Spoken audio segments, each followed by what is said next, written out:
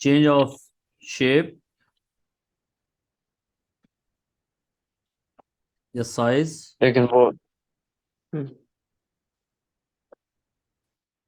Length, कुछ भी हो, that is known as deformation. और डिफॉर्म करने के लिए क्या चाहिए होता है? You need force to deform object. Force basically क्या करती है कि ऑब्जेक्ट को डिफॉर्म भी करती है, ऑब्जेक्ट को एक्सलरेट भी करती है, ऑब्जेक्ट को जो है वो डिसलेट भी करती है। ठीक है, so we need force to deform objects. अब लेट्स से बेटा फोर्स कितनी तरह से हम लगा सकते हैं। Let's say we have this solid और इसको डिफॉर्म करना है। हमारे पास दो ऑप्शंस होती हैं। एक फोर्स हम इस तरह लगाएं,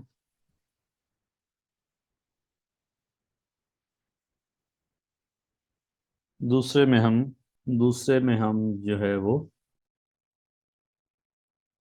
कंप्रेशन कर दें।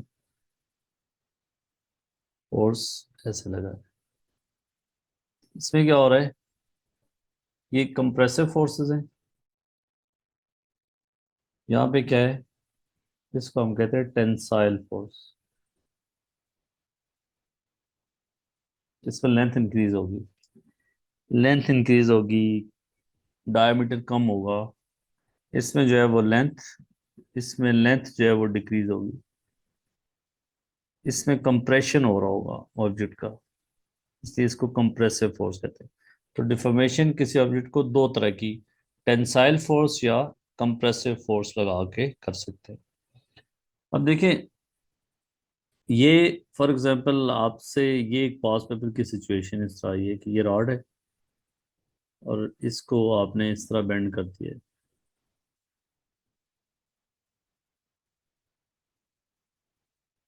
पेपर में पूछा गया है कि पॉइंट ए पे और पॉइंट बी पे बताएं कि किस पे कंप्रेशन है, किस में जो है टेंसाइल फोर्स है। एक्स कहाँ कंप्रेशन हो रही है, कहाँ पे एक्सपेंशन हो रही है। ए पे एक्सपेंशन हो रही है, बी पे हम्म, ठीक है। तो कंप्रेशन। ए पे यहाँ पे साइज कम हो रहा है, सो कंप्रेसिव फोर्स लग रही है। यहाँ पे टेंसाइल है। तो ये एक पास पेपर का क्वेश्चन था। अब डिफॉर्मेशन में जो है वो, अब ये ऑब्जेक्ट अगर ये फोर्स लगने के बाद देखा जाए, उसको ड्रॉ करें, तो ये कुछ इस तरह की सिचुएशन में चला जाएगा। After applying force, this is before, no force, and that is after. और इस सिचुएशन में पहले वाली में ऑब्जेक्ट का लेंथ जो है वो इंक्रीज हो रही होगी। This is before applying the force and that is after. तो लेंथ चेंज हो रही है ना। इस पूरे हम्म। चैप्टर में यही बात करेंगे कि जी अब लेंथ को फोर्स इंक्रीज कर रहे हो तो उसमें क्या रिलेशनशिप है एंड सो ऑन। अब टाइप्स ऑफ डिफॉर्मेशन की हम बात करें, there are two types. Is elastic deformation and B is plastic deformation. इनमें फर्क क्या होता है? इलास्टिक डिफॉर्मेशन इज कि जब आप किसी ऑब्जेक्ट पे फोर्स रिमूव कर दें और ऑब्जेक्ट जो है वो वापस ओरिजिनल साइज या शेप में चला जाए, तो उसको इलास्टिक डिफॉर्मेशन कहते हैं। This is not permanent.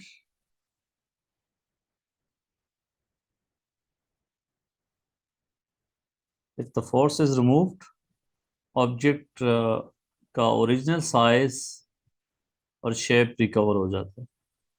और इसमें प्लास्टिक डिफॉर्मेशन का मतलब ये होता है कि ऑब्जेक्ट की जो है वो ओरिजिनल शेप परमानेंट डिफॉर्म हो जाता है।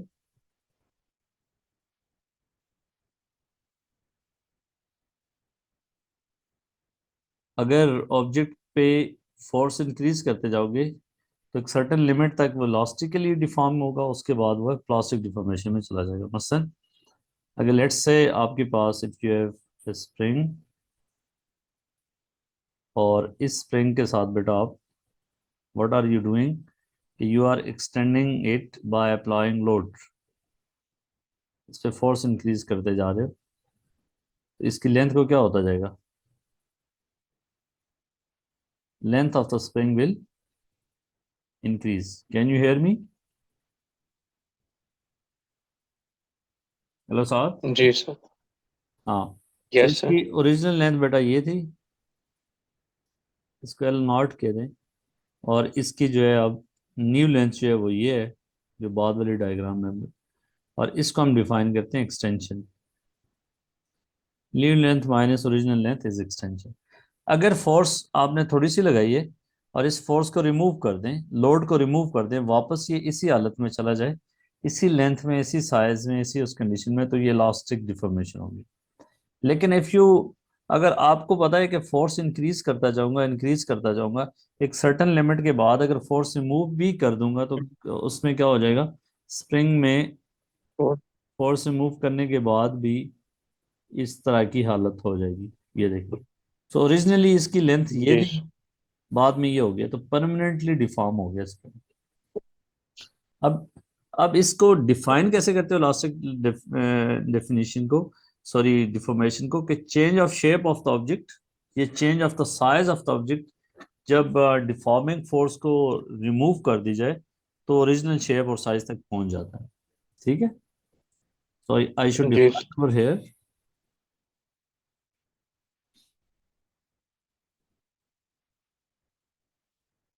Change of shape,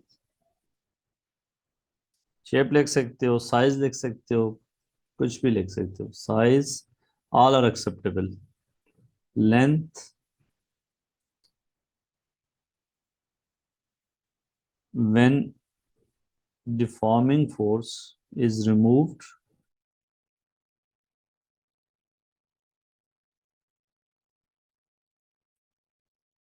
is that clear? कि जो चेंज आया है शेप में या साइज में, जब डिफॉर्मिंग फोर्स को रिमूव कर दोगे, डिफॉर्मिंग फोर्सेस को या फोर्स को, तो फिर क्या होगा, ऑब्जेक्ट ओरिजिनल ओरिजिनल शेप और साइज में रिटर्न कर जाएगा। अब पास पेमेंट में क्वेश्चन आता है कि आपको कैसे पता चलेगा कि ऑब्जेक्ट के अंदर डिफॉर्मेशन जो है वो इलास्टिक है, तो आप कहते हो कि लोड को रिमूव कर दें, अगर ऑब्जेक्ट ओरिजिनल साइज में चला जाता है तो इसका मतलब है वो इलास्टिक डिफॉर्मेशन हुई है। और अगर फोर्स को रिमूव करके ऑब्जेक्ट में, सारी फोर्स को रिमूव कर दे और ऑब्जेक्ट में की कुछ लेंथ में चेंज आ जाए तो उसको हम क्या कहेंगे, plastic deformation. Is that clear? Sir. So what is जी सर। Elastic limit? इसका अपोजिट लिख दोगे तो ये प्लास्टिक डिफॉर्मेशन की डेफिनेशन होगी कि change of shape, size, length, deforming forces are remove. आपकी आवाज कट रही है। हेलो, हेलो जी साहब, जी अब ठीक है सर। अब ठीक है। नेट का शायद कोई इशू अब होगा। ठीक है सर। ठीक है, हम्म। तो जब डिफॉर्मिंग फोर्सेस को रिमूव करते हो तो ऑब्जेक्ट ओरिजिनल शेप और साइज में रिटर्न नहीं करता, उसका हम क्या क्या क्या कहेंगे, plastic, limit. Plastic deformation. Plastic deformation को मैंने आपको बताया ना कि प्लास्टिक डिफॉर्मेशन क्या होती है। अब मैं हम्म। आपको बताने लगा था कि जी सर। इलास्टिक लिमिट क्या होती है। ठीक है बेटा, हम्म। जी सर। कैसे डिफाइन करेंगे इलास्टिक लिमिट को?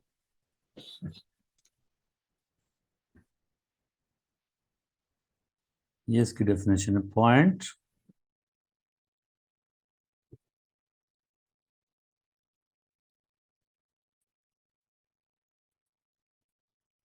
ओरिजिनल, ठीक है, the point beyond which the object does not return to its original length when the load is removed या force is removed, when the load या force, deforming force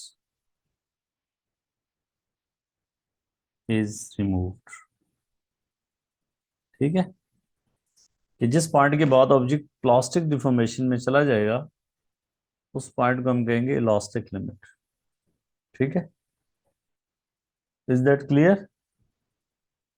जी। ठीक है। सो मैंने अभी आपको बताया कि जी इलास्टिक डिफॉर्मेशन क्या होती है, प्लास्टिक डिफॉर्मेशन क्या होती है, टेंसाइल फोर्सेस क्या होती हैं, और वो चीज़ क्या होती है। अब बेटा हम ओक्सला के हवाले से बात करेंगे। ये क्या कहता है, आपको कोई आइडिया है इसका? कुछ ओ लेवल का नॉलेज? वो क्या कहते हैं? मैं रिलेशनशिप बता द देता हूँ। Force is equals to constant times. नहीं, इस ऐसे नहीं डिफाइन करोगे ना। ये देखो, ये बेटा स्प्रिंग है और इस पे आप फोर्स इंक्रीज करते जा रहे हो। आपके ख्याल में फोर्स इंक्रीज करोगे तो लेंथ पे क्या फर्क पड़ेगा? लेंथ में इंक्रीज होगा। इंक्रीज होगी। इसको हम कहते हैं एक्सटेंशन। एक्स से भी शो किया जाता है, ई से भी शो किया जाता है। Original length, that is let's say L not, new length is L, so extension is L minus L not. What is this? Extension. तो अगर बेटा फोर्स को इंक्रीज करते जाओगे, एक्सटेंशन क्या होती जाएगी? इंक्रीज होती जाएगी। फोर्स को इंक्रीज करते जाओगे बट लिमिट ऑफ प्रोपोर्शनलिटी अगर एक्सीड नहीं होगी तो ऐसा नहीं हो सकता कि जी आप फोर्स को इंक्रीज करते जाएं और लेंथ भी इंक्रीज होती जाए, फोर्स को डबल करें तो एक्सटेंशन भी उसकी डबल हो, तो इट्स नॉट पॉसिबल। ठीक है, एक सर्टेन लिमिट के बाद। सो हम कहेंगे वास्ट वर्क। हेलो, आपके उसमें तो नहीं मसला कोई? हाँ, पता नहीं, शायद वाईफाई का शो नहीं। आप देखें, हाँ, अब तो बेहतर है। मैं एक दफ़ा आपने ऐसे कहा था ना कि मैंने बाद में जब रिकॉर्डेड अपनी वीडियो देखी तो उसमें जब आप बोल रहे थे आवाज़ कट रही, तो रिकॉर्डिंग में नहीं आ रहा था कटिंग। सो क्या पता होगा? नहीं, मेरे एंड पे मसला। हाँ, एक्सटेंशन इज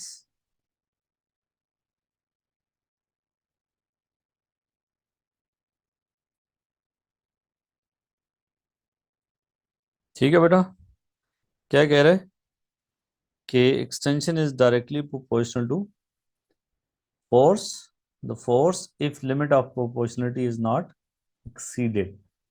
ये इसकी स्टेटमेंट है, याद रहेगी। जी सर। अगर लिमिट ऑफ प्रोपोर्शनलिटी एक्सीड कर जाएगी तो फिर वो उनकी प्रोपोर्शनलिटी डिस्टर्ब हो जाएगी। इसको मैथमेटिकली कैसे लिखेंगे? F is directly proportional to X. Basically इसमें लोड एफ जो है वो इंडिपेंडेंट वेरिएबल है, आप फोर्स डालोगे तो एक्सटेंशन होगी ना। ठीक है, जी अब सर। इसको F is equal to K x. What is this के? Spring constant. Spring constant. अब बात करेंगे कि स्प्रिंग कांस्टेंट क्या बताता है।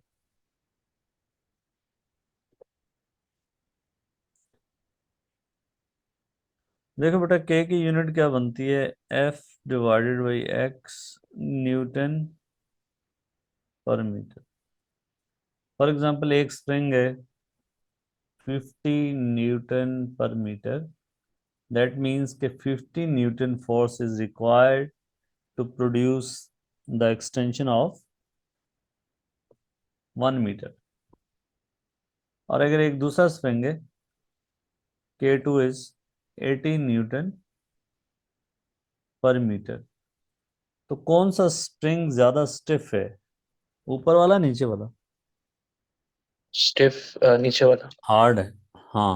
हम्म, नीचे वाले को 80 न्यूटन चाहिए फॉर 1 मीटर एक्सटेंशन, ऊपर वाले को 50 न्यूटन, तो स्प्रिंग नीचे ऊपर वाला सॉफ्ट है, नीचे वाला हार्ड है। अब एक स्प्रिंग अगर गाड़ी में लगा हुआ है जो, वो ज्यादा हार्ड है एज कम्पेयर टू जो स्प्रिंग जो आप लैब में यूज कर रहे हो। ठीक है, लैब में जो स्प्रिंग यूज कर रहे हो उसमें जितना ज्यादा आप मतलब थोड़ी सी भी फोर्स डालोगे तो उसमें क्या होगा, एक्सटेंशन प्रोड्यूस होगी। ठीक है, सो बेटा देखें, ये इसकी इक्वेशन है, के स्प्रिंग कांस्टेंट है, और उसकी यूनिट जो है आपके पास न्यूटन पर मीटर, न्यूटन पर सेंटीमीटर एंड सो ऑन। इसमें अगर इसको ग्राफिकली देखें बेटा, तो आपके पास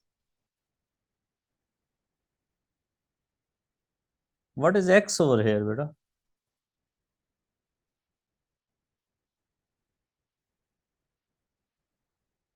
ये बता सकते हैं एक्स क्या चीज है?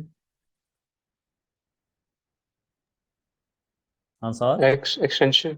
जी जी, एक्स एक्सटेंशन। G तो ग्राफ इसका होगा इस तरह का। constant होगा।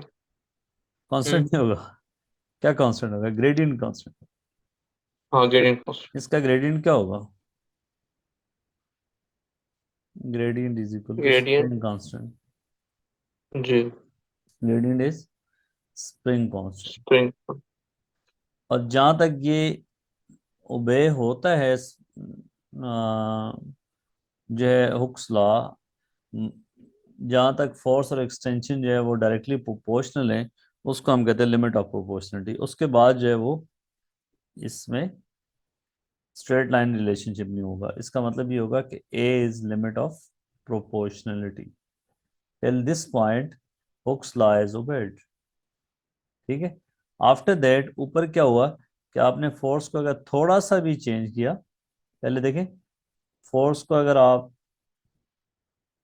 इस फोर्स पे लेट्स से एक्सटेंशन थी x1, तो फोर्स को अगर आप डबल करते थे तो एक्सटेंशन भी क्या हो जाती थी, डबल हो जाती थी ना। जी। ठीक है, फिर फोर्स को 3 टाइम किया, एक्सटेंशन भी 3 टाइम हो गई। फिर आप देखें उसके बाद क्या हुआ, आफ्टर दिस पॉइंट फोर्स को अगर आपने थोड़ा सा चेंज किया तो एक्सटेंशन में ज़्यादा इजाफा होगा। तो till this point Hooke's law is obeyed. अब इसमें अगर बेटा आपसे ये कहा जाए,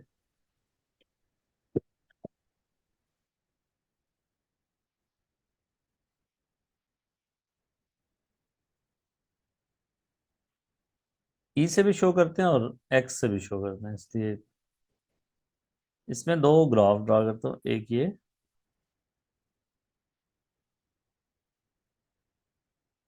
किसमें स्प्रिंग कांस्टेंट ज्यादा है,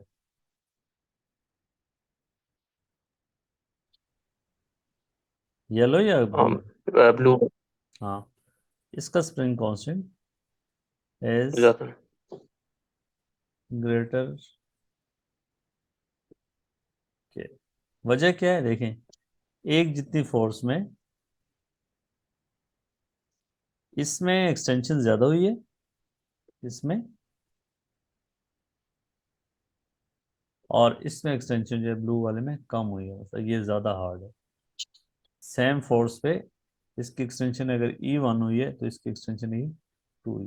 तो आप देख लें E2 is larger than E1, मतलब इसकी स्टिफनेस कम है।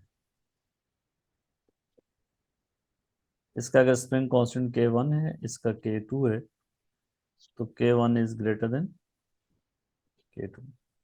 ठीक है, जी। कोई शक? नो। अच्छा, अब हम बात करते हैं कि जी अगर आप उसके साथ लेंथ का और फोर्स का ग्राफ ड्रा करते हो, देखिए स्टार्ट में कोई ना कोई लेंथ है ना इसकी। मेरे जी ग्राफ में सर। मैंने क्या करने लगा हूं कि एक्स एक्सिस पे बेटा मैं लेंथ रख रहा हूँ। ठीक है, और वाई हम्म। एक्सिस पे फोर्स रख रहा हूँ। उससे पहले एक चीज बताता चलूं आपको कि अगर बेटा इधर एक्स होगा, इधर फोर्स होगा, फिर भी ग्राफ स्ट्रेट लाइन ही होगा, जी। लेकिन फिर ग्रेडियंट क्या होगा? इसी इक्वेशन में अगर आप x को सब्स्टिट्यूट बनाएं तो that is 1/k time f. This f is on x-axis and this is on y-axis. Now this is y, this is your x, so this is your gradient, y is equal to mx.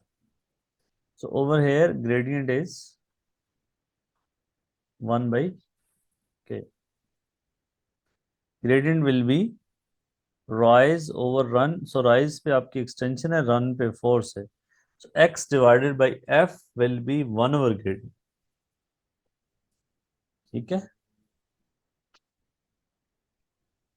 Ji sir.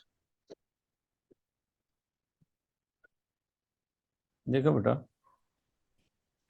अगर आपके पास this is f, that is x mean extension, तो आपको दो graph दिए जाते हैं. One is this, other is that. इस अब किसका स्प्रिंग कांस्टेंट ज्यादा है? येलो। येलो का? नो, वो अच्छा, कैसे? नहीं नहीं, हाँ ऑपोजिट, हाँ। फोर्स ब्लू ज्यादा होगा। यहाँ पे बेटा देखो, gradient is hmm. 1/spring constant. So spring constant is जी। 1/gradient. इसका ग्रेडियंट। ग्रेडियंट ज्यादा है, उसका स्प्रिंग कांस्टेंट क्या है? जिसका ग्रेडियंट ज्यादा है उसका स्प्रिंग कांस्टेंट कम है. ठीक है, सो जी। K1 is smaller than K2. ये भी देखो. गेट। ठीक है. थर्ड वन इज जी। Length versus force graph. मैं ये डायग्राम बार बार नीचे नहीं ड्रॉ करता, अब क्या कर रहा हूँ कि फोर्स के साथ इसकी लेंथ का ग्राफ ड्रॉ कर रहा हूँ. फोर्स कोई भी नहीं है, फिर भी इसकी कोई ना कोई लेंथ है. इसमें स्प्रिंग के अपने मैस को क्या कर रहे हैं? इग्नोर कर रहे हैं. हम ये एज्यूम कर रहे हैं कि जब कोई फोर्स एक्सटर्नली लगाई तो स्प्रिंग की ओरिजिनल लेंथ है. अदरवाइज स्प्रिंग के अपने मैस की वजह से भी थोड़ी सी एक्सटेंशन तो होगी उसमें, लेकिन उसको इग्नोर कर रहे हैं. ठीक है. सो जी sir. Force versus length graph.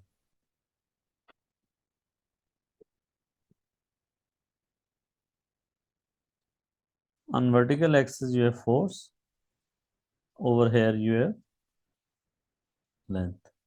Length of spring की बात हो रही है. जरूरी नहीं स्प्रिंग भी, कोई भी इलास्टिक मटेरियल है जिसको, कोई भी ऐसा हम्म। मटेरियल जिसमें या फोर्स लगाने से एक्सटेंशन प्रोड्यूस हो, उसमें जो है वो फोर्स एक्सटेंशन जो है उसका रिलेशनशिप एक सर्टेन लिमिट तक जो है स्ट्रेट लाइन होगा. Force versus hmm. लेंथ का ग्राफ, अगर कोई फोर्स नहीं है इसकी, if there is no force there is some length, जी। सो हमारा ग्राफ कहाँ से स्टार्ट होगा? It will start from somewhere here. और vertical. No force but it has some length, and now after that इसका ग्राफ जो है वो ऐसे होगा. Length will increase if force is increasing. So what is the gradient of this ji. graph?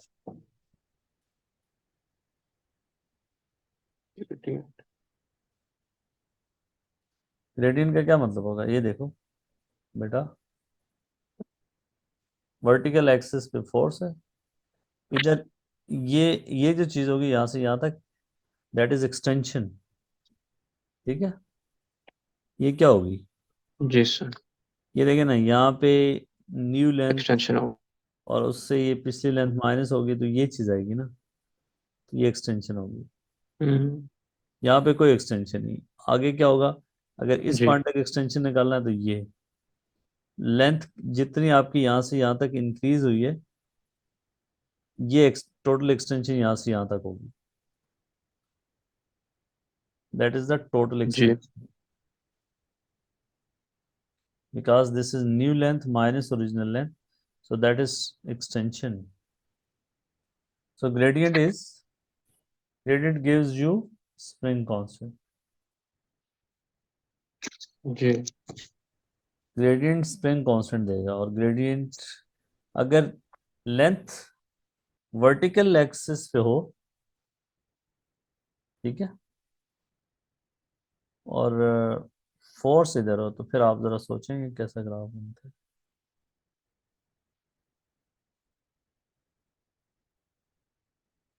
अगर sorry क्या? Length बेटा इधर हो, अगर लेंथ ऊपर, अच्छा। फोर्स इधर हो। हम्म, कहाँ से स्टार्ट हो गई? Vertical axis. ये मतलब ऊपर से। हाँ, इफ जी there is no Y force axis से। There is some length, hmm and length will increase. अब इसका ग्रेडियंट क्या होगा? Gradient is, over here you have one extension, over three. over here force. So gradient is 1 by k, one over, जी। 1 over k, ठीक है। अब जरूरी हम्म नहीं है कि इसमें हमने क्या किया है, स्प्रिंग वाले केस में, कि हमने फोर्स जो लगाई थी वो इस तरह की लगा रहे थे, टेंसाइल फोर्स। स्प्रिंग को कंप्रेस भी तो कर सकते हैं ना, जी सर। ठीक है। फिर कंप्रेशन भी डायरेक्टली प्रोपोर्शनल होगी आपके फोर्स के। ये फोर्स अप्लाइड फोर्स है, ये याद रखना। स्प्रिंग जब एक्सटेंड होता है तो फिर क्या होता है, वो एक वापस फोर्स लगाता है, रिस्टोरिंग फोर्स, ठीक है। वो अब जब इस इधर से लोड को रिमूव करेंगे तो स्प्रिंग वापस फोर्स लगाएगा, वो इस डायरेक्शन में लगाएगा, ठीक है। वो अब कम होना शुरू हो जाएगी। जैसे क्या एक्सटेंशन कम होगी तो फोर्स क्या होती जाएगी, कम होती जाएगी। इसको हम ऐसे समझ सकते हैं, ये देखें, ये हमने वहां पे किया भी था कि अगर आपके पास ये एक स्प्रिंग है और इस पे फोर्स लगाते हो, लोड लगा देते हो, इसकी लेंथ इंक्रीज हो जाती है, ये लोड लगाते हो। अब अगर लोड को रिमूव करते हो, ठीक है बेटा, let's say that is 50 kg, बहुत ज्यादा है, 5 kg कर लो, ठीक हो गया। अब मैच रेस्ट पे है, जी सर। नीचे कितनी फोर्स लग रही है? जी को थोड़ी देर के लिए 10 ही ले लें, 50 न्यूटन। स्प्रिंग रेस्ट पे है तो ऊपर कितनी फोर्स लग रही है? ये मैच रेस्ट पे, sorry, that mean K spring is applying 50 newton tension. Tension. जब इस मैस को हटा देता हूं, when I remove this mass, ठीक है, तो spring at this point is applying 50 newton force in the upward direction. When I remove this mass, तो स्प्रिंग में तो एक्सटेंशन थी ना, जी अब जो है वो पर जाएगी। क्या होगा, स्प्रिंग जो है वो वापस इस, हम्म, या लोड आपने पार्शली रिमूव किया है, वो कहता है अच्छा यार 50 न्यूटन से आपने कर दिया, लेट्स से 5 kg से, अब आपने कुछ मैस उससे गिरा दिया, इसके साथ कनेक्टेड था, अब आपके पास 3 kg रह गया। अब इसका एक्सेलरेशन बताएं तो डाउनवर्ड फोर्स है 30 Newton eight this point. Upward force वही थी, स्प्रिंग की एक्सटेंशन पे डिपेंड करती है। एक्सटेंशन शुरू में इतनी थी, तो दैट मीन के फोर्स भी ज्यादा थी। जैसे एक्सटेंशन कम होती जाती है तो फोर्स भी कम होती है। तो नेट फोर्स अब इस पे 20 newton, that is equal to 3 time है, तो इनिशियल एक्सेलरेशन जो है वो 20/3 होगा। लेकिन जैसे ये मैस ऊपर जाता जाएगा, एक्सटेंशन कम होती जाएगी, तो अपवर्ड फोर्स क्या होती जाएगी, कम होती जाएगी, तो एक्सेलरेशन डिक्रीज होता जाएगा, ठीक है। जी सर।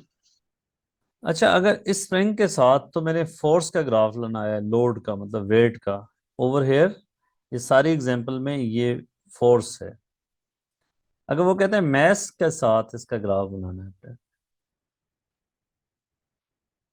मैच के साथ। हम्म, आप स्प्रिंग के ऊपर मैस इंक्रीज करते जा रहे हो तो एक्सटेंशन जो है वो इंक्रीज होगी। हम्म।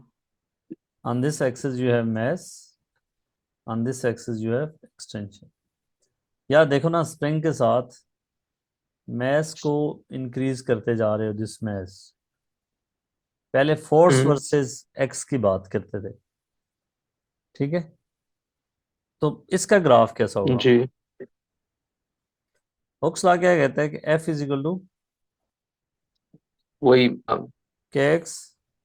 एफ कितना है इस केस में? M G. जी। ठीक है, so mass hmm. Is equal to K by G time X. आप देख रहे हो मैस और एक्स का ग्राफ भी स्ट्रेट लाइन होगा। No mass no X. If you increase your mass, hello साथ, जी। एक टाइम मिनट का, हाँ, if you increase your mass तो वो क्या होगा? वो जी। होगा तो इसका ग्राफ जो है वो ये होगा। इसका ग्रेडियंट बेटा क्या होगा? के बाई जी। ग्रेडियंट इज के बाई स्ट्रेट अप। जी। जी। ठीक है, इज दैट क्लियर? तो ये भी एक क्वेश्चन आया हुआ था, उसने एम वर्सेस एक्स ग्राफ दिया हुआ है, उसने कहा था ग्रेडियंट निकालना। ग्रेडियंट को यूज करते हुए के निकालने, तो K will be equal to gradient time G. ये देखें ना साथ के, अगर आपके पास इस सूरत में स्प्रिंग में आप देखें आपके पास कोई अप्लाइड फोर्स नहीं है, ठीक है, 0 न्यूटन अप्लाइड फोर्स। और स्प्रिंग कांस्टेंट चले मैं शुरू में रख लेता हूँ 100 न्यूटन पर मीटर। 110 है, ये ले 100।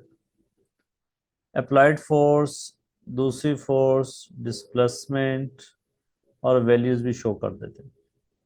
अब देखिए मैं क्या करता हूँ, अप्लाइड फोर्स इंक्रीज करता हूँ। अप्लाइड फोर्स इंक्रीज की, लेट्स से मैं इस पे आ गया। मेरे पास अप्लाइड फोर्स 50 न्यूटन है इस डायरेक्शन में, और स्प्रिंग जो है वापस फोर्स लगा रहा है क्योंकि स्प्रिंग एक्सटेंडेड है 50 न्यूटन। इक्विलिब्रियम में है ना ये सिस्टम, तो इधर वाली फोर्स इधर वाली फोर्स के बराबर है। एक्सटेंशन कितनी हुई है? 5 मीटर्स। 0.5 मीटर। अगर मैं फोर्स को 50 से 100 पे कर देता हूँ, लेट्स से फोर्स मैंने डबल की, देख लें एक्सटेंशन भी डबल होगी। ठीक है, अब एक और जी। चीज देखते हैं कि फोर्स आपने वही रखी हुई है लेकिन स्प्रिंग कांस्टेंट आप बढ़ा देते हो। देखें, स्प्रिंग कांस्टेंट आपने इंक्रीज कर दिया तो उतनी फोर्स पे अब आप देखें एक्सटेंशन आपकी क्या होगी? कम होगी। कि स्प्रिंग जितना हार्ड होता जाएगा, for F is equal to K X के मुताबिक आपकी सेम फोर्स पे एक्सटेंशन कम हो जाएगी। अब आपको पुरानी जितनी एक्सटेंशन करने के लिए फोर्स से ज्यादा चाहिए, ठीक है? सो स्प्रिंग को और हार्ड करते जाएंगे, स्प्रिंग कांस्टेंट इंक्रीज करते जाएंगे। अब देखें 1000 कर दिया तो 0.1 मीटर की एक्सटेंशन हुई 100 न्यूटन पे। ठीक है, अब हम करते हैं कि जी सर। अगर इसमें इस स्प्रिंग को कंप्रेस करना शुरू कर देता हूँ, फोर्स में इधर लगाता हूँ। ये देखें, ये मेरी फोर्स है। अगर फोर्सेस को दिखाऊं तो अप्लाइड फोर्स अब इस डायरेक्शन में है। सो spring is now compressed. Spring जो फोर्स लगा रहा है वो इस डायरेक्शन में, तो इसलिए जो अगर इसकी वैल्यूज भी दिखा दें तब कंप्रेशन जो है वो इतना हुआ है। अगर फोर्स को मैं इंक्रीज करता हूं तो कंप्रेशन शुड इंक्रीज। तो ये जो डेमोन्स्ट्रेशन है या एनिमेशन है, इसमें लिमिट ऑफ प्रोपोर्शनलिटी एक्सीड नहीं की। आप यहाँ पे देखें, फोर्स को अगर आप डबल करेंगे तो एक्सटेंशन भी डबल होगी, फोर्स को 3 टाइम करेंगे एक्सटेंशन भी 3 टाइम होगी। सो स्प्रिंग को अगर हार्ड कर देते हैं, लेट्स से इधर कर देते हैं, अब आप देखें कि आपको ज्यादा फोर्स चाहिए। आप देखें 50 न्यूटन पे अब इतना कंप्रेशन हुआ है 0.05 मीटर, और 100 न्यूटन पे आप देखें इतना कंप्रेशन हुआ।